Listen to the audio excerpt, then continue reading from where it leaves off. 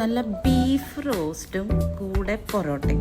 നമ്മുടെ മലയാളികൾക്ക് ഇതിൽ കൂടുതൽ ഇഷ്ടമുള്ള ഒരു ഭക്ഷണം ഉണ്ടോ എന്ന് ചോദിച്ചാൽ പറയാനുണ്ടോ?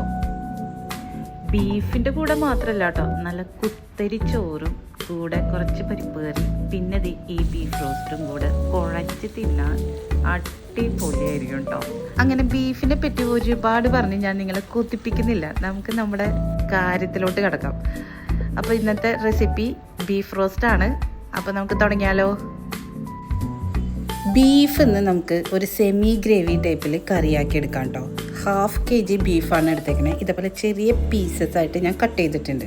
ഇനി നമുക്കിതൊന്ന് വൃത്തിയായി കഴുകി വൃത്തിയാക്കിയ ബീഫിലേക്ക് മല്ലിപ്പൊടിയും മുളക് പൊടിയും വറുത്തതാണ് കേട്ടോ ഞാൻ ആഡ് ചെയ്തിരിക്കുന്നത്. അതും ഉപ്പിട്ട് നന്നായി ഒന്ന് മിക്സ് ചെയ്ത് എടുത്ത് വെക്കാം കേട്ടോ. ഒരു 1/2-3 മണിക്കൂർ ഒന്ന് മാരിനേറ്റ് ചെയ്ത് വെച്ചോളൂ. പിന്നീട് കുറച്ച് ചെറുനാരങ്ങ പിഴിഞ്ഞ് വെച്ചിട്ടുണ്ട് കേട്ടോ.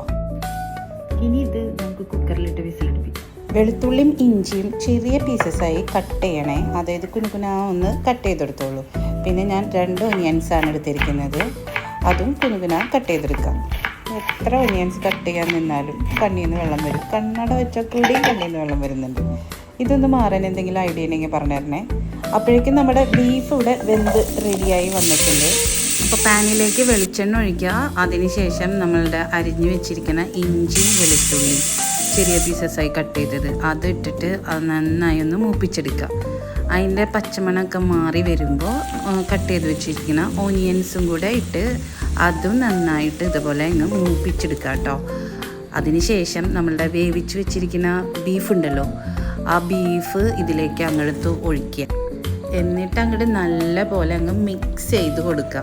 എന്നിട്ട് അടച്ചു വെച്ചിട്ട് ഒന്ന് ആ വെളുത്തുള്ളിയുടെയും ഓനിയൻസിൻ്റെയൊക്കെ ആ ടേസ്റ്റ് ഇതിലേക്കൊന്ന് ഇറങ്ങാൻ വേണ്ടിയിട്ടാണ് കേട്ടോ അതുപോലെ മൂടി വെച്ച് വേവിക്കുന്നത്. ഇത് വേവിച്ചതിന് ശേഷം ഞാനിതിലേക്ക് ആഡ് ചെയ്യുന്നത് പെരിഞ്ജീരകവും ജീരകവും പൊടിച്ചതാണ് കേട്ടോ. അതാണ് ഞാൻ ഗരം മസാലയ്ക്ക് പകരം ഇതിൽ യൂസ് ചെയ്തിരിക്കുന്നത്. കുറച്ച് കുരുമുളക് ഇട്ടിട്ടുണ്ട്, അത് പൊടിച്ചത് ആഡ് ചെയ്യുക. നന്നായി ഒന്ന് മിക്സ് ചെയ്ത് കൊടുക്കുക. ഈ പരുവത്തിൽ ഇപ്പോൾ ഞാനിതിലേക്ക് കറിവേപ്പില ആഡ് ചെയ്ത് മിക്സ് ചെയ്ത് കൊടുക്കുക. ഇത് ഞാൻ ഇടണ്ടെന്ന് വെച്ചതാണ് കേട്ടോ, പക്ഷേ ടേസ്റ്റ് ചെയ്ത് നോക്കിയപ്പോൾ ഇതിൻ്റെ ഒരു കുറച്ച് കുറവ്. ആ ഒരു ചെറിയൊരു കഷ്ണം തക്കാളിയും കൂടെ ഞാൻ ഇതിലിട്ടുണ്ടായിരുന്നു, ചെറിയ ചെറിയ പീസസായി കട്ട് ചെയ്ത്. എന്നിട്ട് ഒന്നും കൂടെ റോസ്റ്റ് ചെയ്തെടുത്തത്.